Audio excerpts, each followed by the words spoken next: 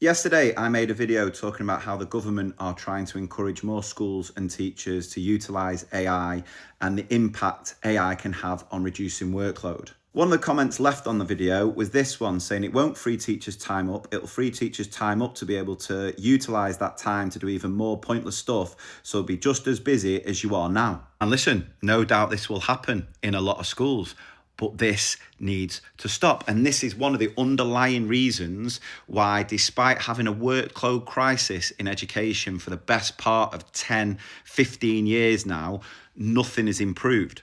And it is because of that underlying martyrism that still plagues education. Obviously, not just that, there are other things like completely underfunding so many other public sectors over the past few years, meaning that teachers and schools are having to pick up the pieces. But I also don't think teachers and schools help themselves because they like to play up to this notion that you have to be working every hour under the sun. Now, I did talk about this in the previous video where I talked about how I get really frustrated when efficient teachers get labelled as lazy. I like to see myself as an efficient teacher where I am not willing to do tasks that I don't think have an impact on teaching and learning in class. And when we look at the stats, teachers working over 50 hours a week, what frustrates so many teachers is I think they know the majority of that time is spent on tasks that don't have any real impact on teaching and learning. A lot of it is absolutely pointless stuff where you are constantly sort of having to prove that you are doing the job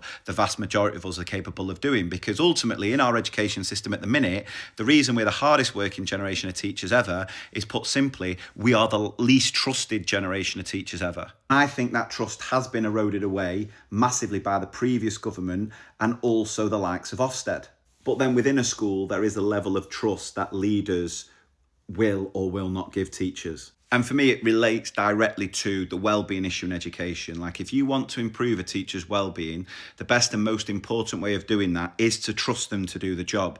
Therefore, actively be looking at reducing workload to give teachers time. But I also think one of the worst phrases in education at the minute is something along the lines of, oh, listen, it won't take you that long. We know within teaching things are constantly changing, evolving, new initiatives come along, and those new initiatives might be great, wonderful, might not take that long, but very rarely is it followed by a discussion of, if we're going to start doing this, we're going to stop doing this, this, and this. And that, I think, is what leads to this sort of stuff where we just keep adding to the pile and nothing ever gets easier. So in a lot of cases, that is a leadership point that they need to look at addressing to make sure that when they do introduce something new, they are looking at what it can replace and take away. But then I know there are some cases where teachers themselves can be their own worst enemy, where they can carry on doing tasks in a certain way or doing them multiple different ways for no other reason of, well, that's the way we've always done it.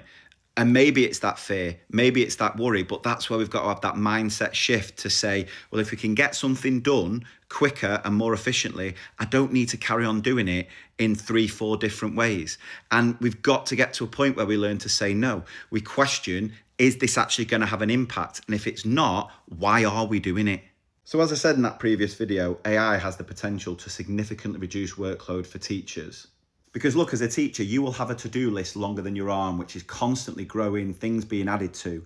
And I look at it going, well, if AI can write something as well as I can, is that the best use of my time when I don't have a second during the day?